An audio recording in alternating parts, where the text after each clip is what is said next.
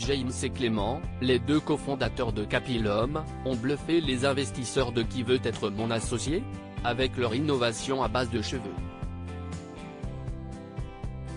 Ils ont reçu 3 offres, dont une proposition très alléchante d'Anthony Bourbon, qui l'ont refusée. Ils nous expliquent leur choix. M6 propose, ce mercredi 1er février, le 5e épisode de Qui veut être mon associé ? Les investisseurs continuent d'étudier les valorisations que viennent leur proposer les entrepreneurs sélectionnés dans l'émission. Tous espèrent connaître le même succès que les premiers projets, qui ont eu les honneurs de cette 3e saison. Parmi eux, James et Clément ont créé Capilum, une société qui recycle les cheveux pour les valoriser. Qui veut être mon associé ? 3 offres pour Capilum dont une d'Anthony Bourbon. Les deux hommes sont venus demander la somme de 100 000 € contre 5% des parts de leur société. À partir des cheveux récoltés chez les coiffeurs, ils ont créé un tapis de paillage innovant et unique au monde, qui remplace les bâches en plastique qui sont d'ordinaire utilisées dans les champs ou les forêts pour protéger les sols. Et ils ont déjà d'autres projets pour optimiser la ressource. Leurs arguments ont fait plus que convaincre les investisseurs, puisqu'ils ont reçu 3 offres. Éric Larchevêque leur a proposé 200 000 € pour 11% des parts de leur société.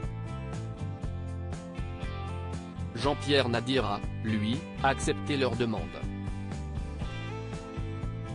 Isabelle Chevalier a décidé de se joindre à l'un de ses camarades. Éric Larchevêque s'est porté volontaire pour un montant de 100 000 € chacun.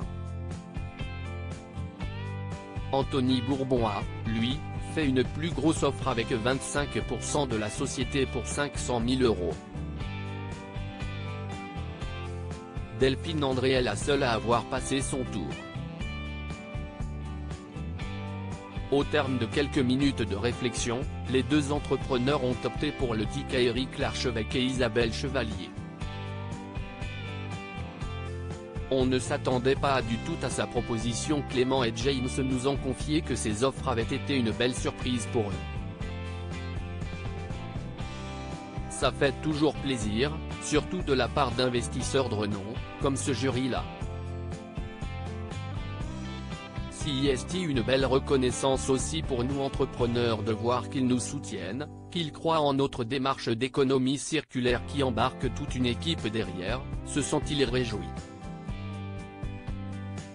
Et si l'on choisit le duo, CIST pour des raisons bien particulières. Ça fait 2 personnes en plus avec une valorisation qui correspondait à ce qu'on était venu chercher de base. CIST vraiment par rapport à cette cohérence au niveau de la valorisation, à l'aspect international, et au fait qu'ils soient 2, et donc ça fait 2 têtes en plus dans notre pôle stratégique, qu'on a choisi cette option-là, nous ont-ils expliqué. Quant à l'offre d'Anthony Bourbon, elle les a surpris. On ne s'attendait pas du tout à sa proposition. On a pris le temps d'y réfléchir, ont-ils noté. James et Clément, Capilum, ont refusé de trahir leurs valeurs mais au terme de leur réflexion, ils n'ont pas suivi le créateur de Feed. Avant d'expliquer en détail les raisons pour lesquelles ils ont préféré la refuser. Même si CIST beaucoup d'argent, nous savons que dans l'ingénierie financière, si on prend trop d'argent à un moment par rapport à un besoin initial qui était de 100 000 €, ça peut aussi être bloquant derrière. Parce que le jour où il faudra peut-être chercher plus d'argent contre un certain nombre de parts, si on les a déjà toutes données à ce moment-là, CIST plus compliqué. Car certes CIST 500 000 € mais CIST aussi 25% du capital, a d'abord détaillé James. Nous, on est vraiment collectif dans l'approche.